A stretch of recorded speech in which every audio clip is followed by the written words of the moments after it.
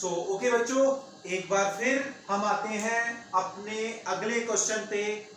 3 cot a is equal to 4। बड़ा ही आसान, चुटकियों में ले उड़ेंगे हम इस क्वेश्चन को। देखना आपके सामने हमें क्या दिया है। 3 cot a is equal to 4। Check whether 1 minus tan square a upon 1 plus tan square a equal to cos square a minus sin square a। यानी कि हमें 3 cot a यानी कि cot a दिया है 4 अपॉन 3। वो कहता है चेक करो कि क्या ये एक्सप्रेशन और ये एक्सप्रेशन जो है दोनों बराबर हैं। यदि हम क्लास 11th में होते तो मैं बिना सोचे समझे बोल देता yes they are equal, but class 10th के लिए हमें इसको सॉल्व करना पड़ेगा बच्चों। तो सबसे पहले हम क्या करते हैं, जो हमें दिया गया है that is 3 cot a is equal to 4। तो सबसे पहले बच्चों हम यहां से cot a की वैल्यू निकालते हैं। cot a is equal to that is 4 upon 3। cot a is equal to 4 upon 3। हमें चाहिए क्या, हमें चाहिए tan, हमें चाहिए cos, हमें चाहिए sin। 3 ट्रिग्नोमेट्री रेशियो चाहिए बच्चों। तो बेटा cot a किसकी रेसिप्रोकल है, tan की। तो यहीं से हम tan a निकाल लेते हैं। तो देखिए जरा, यहां से आ गया मेरे पास tan a किसके इक्वल है 1 अपॉन cot a।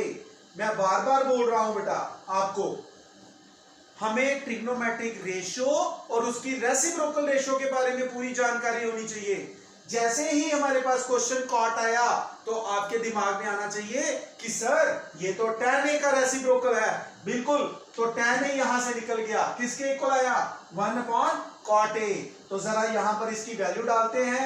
ये आ गया 1, cot a आपके पास कितना है 4 अपॉन 3। तो सब बच्चे इसको सिंप्लीफाई करना जानते हैं। हम इसको लिखेंगे 1 इंटू 3 अपॉन 4। तो मेरा आंसर tan a का आ गया 3 अपॉन 4। तो बच्चों tan a मिल गया मुझे यहां से। tan a किसके इक्वल आ गया 3 अपॉन 4 बेटा। Is it clear. वापिस आ जाइए अपने उसी जादुई फार्मूले के पास। सारे चेले तेरे पंडित बद्री प्रसाद हर हर बोले। ये याद रखने का सबसे आसान तरीका है। याद करिए, S for sine, C for cos, T for tan। तो हमारे पास tan क्या हो गया परपेंडिकुलर अपॉन बेस। तो perpendicular upon base, perpendicular upon base. अब जरा यहां पर देखिए, एक राइट ट्रायंगल बनाते हैं बच्चों। ये मैंने बना दिया एक राइट ट्रायंगल। राइट ट्रायंगल, ये हमारे पास है पॉइंट A, ये पॉइंट B, ये पॉइंट C। तो बेटा यहां पर परपेंडिकुलर क्या हो गया, रेशो दी है tan a। तो मैं इसको लिख देता हूं 3k। k क्यों आया, क्योंकि ट्रिग्नोमेट्री रेशियो की वजह से। बेस कितना आ गया 4k। अब मुझे क्या चाहिए बच्चों, मुझे चाहिए यहां पर हाइपोटेन्यूज की वैल्यू चाहिए। तो अब मैं यहां पर एक पहले तो लाइन डाल देता हूं ताकि कोई कंफ्यूजन ना हो।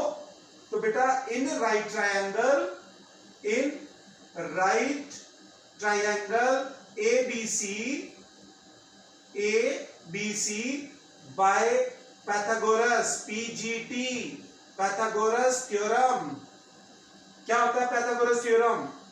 Yes, very good. Hypotenuse square, शाबाश, मेरे साथ साथ बोलेंगे आप लोग। Is equal to base square AB square plus perpendicular square, very good, BC square. मेरी वीडियो को देखते देखते साथ साथ आपने भी बोलना है, उससे आपको सीखने को मिलेगा बच्चों। ठीक है बेटा। तो AC स्क्वायर, AB कितना दिया यहां पर देखिए जरा, AB 4k whole square plus BC कितना आ गया बेटा, that is 3k square, 3k whole square. तो 4k स्क्वायर कितना हो गया 16k square plus 9k square, जो कि किसके इक्वल आ गया, that is 25k square. 25k square किसकी वैल्यू आ गई AC स्क्वायर बेटा। तो यहां से AC किसके इक्वल आ गया, AC आ गया हमारे पास 5k। स्क्वायर रूट लिया जब हम, ठीक है, जब हमने स्क्वायर रूट लिया तो AC स्क्वायर की वैल्यू आ गई 25K स्क्वायर। आना तो प्लस माइनस है, लेकिन आप जानते हैं माइनस हम रिजेक्ट कर रहे हैं क्योंकि AC इसकी साइड है ट्रायंगल की जो कभी नेगेटिव नहीं होती। हर क्वेश्चन में मैं ये बार बार आपको बोल रहा हूं बेटा। ये तो AC मिल गया। अब मेरे पास tan है, हमें चाहिए क्या, यहां से sin A की वैल्यू कैलकुलेट करते हैं बच्चों। तो पहले sin A, sin क्या होता है, यहां देखिए perpendicular upon hypotenuse. So perpendicular upon hypotenuse. So hypotenuse कितना आ गया बेटा, दैट इज 5K। किसके इक्वल आ गया, 5K। तो बेटा परपेंडिकुलर कितना आ गया, 3K, और हाइपोटेन्यूज किसके इक्वल आ गया, 5K।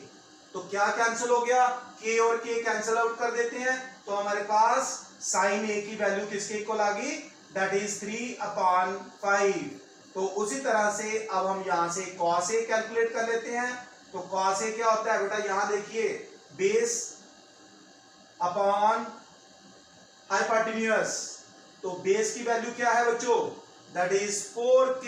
बेस क्या आ गया, 4K। इस ट्रायंगल में देखिए हाइपोटेन्यूज क्या आ गया, सर 5K दिख रहा है यहां से, तो K और K को अब हम कैंसिल आउट करेंगे।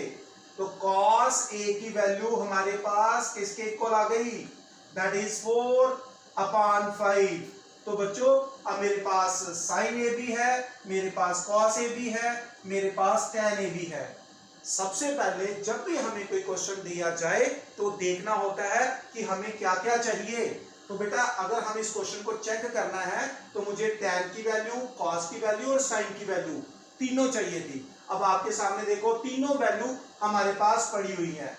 ये देखिए यहां पर आ गया मेरे पास sin की वैल्यू यहां पड़ी हुई है, यहां पर cos की वैल्यू पड़ी हुई है। अब हम इसको चेक करेंगे बेटा, यहां पर मैं एक और लाइन डाल देता हूं। Let's take left hand side.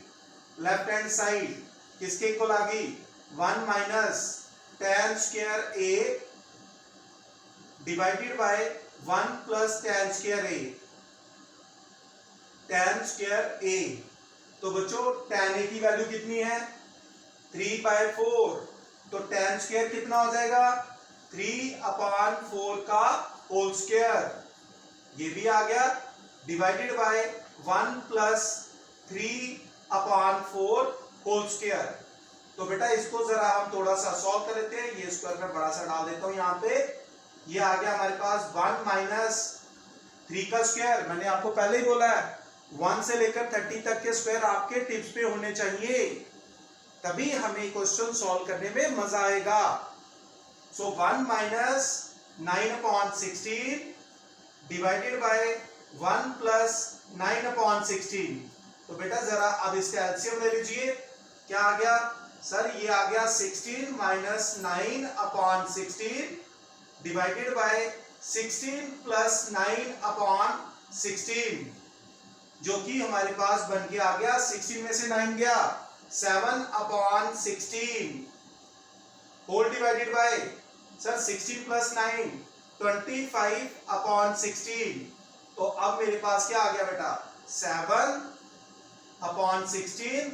इसको हम रेसिप्रोकल में लिख देंगे। जब भी दो फ्रैक्शन डिवीजन में होते हैं p/q डिवाइडेड बाय r/s, तो नीचे वाला जो डिनोमिनेटर में रैशनल नंबर होता है वो रेसिप्रोकल में आ जाता है मल्टीप्लिकेशन में बेटा। तो ये आ जाएगा 16/25। तो मेरा जो कि आंसर आ गया 7/25, क्योंकि यहां पर 16 और 16 कैंसिल आउट हो गए बच्चों। अब हम ले लेते हैं राइट हैंड साइड। ठीक है, अब हम ले लेते हैं राइट हैंड साइड बेटा। तो राइट हैंड साइड में क्या आ गया बेटा, राइट हैंड साइड में आ गया मेरे पास cos square A minus sine square A। तो जरा ध्यान से देखिए बच्चों, cos A की वैल्यू कितनी आ गई 4/5। तो इसका स्क्वायर क्या हो गया 16/25 माइनस साइन A 3/5। तो इसका स्क्वायर क्या हो गया 9/25। तो एलसीएम ले लीजिए 25, 16 माइनस 9, 16 माइनस 9। तो बेटा 16 माइनस 9 कितना हो गया 7/25। तो बेटा अब आप यहां पे देख रहे हैं कि लेफ्ट हैंड लिमिट की वैल्यू 7/25, राइट हैंड लिमिट की वैल्यू 7/25, इसका मतलब वो क्या कह रहा था, चेक करें कि क्या ये स्टेटमेंट दोनों इक्वल है। तो हमें यहां से एक्सप्रेशन से पता चला कि दोनों स्टेटमेंट इक्वल है बच्चों। ये तो सबसे पहले आप देखिए बेटा, थोड़ा सा लेंथी क्वेश्चन था लेकिन बहुत ही इजी इंटरेस्टिंग।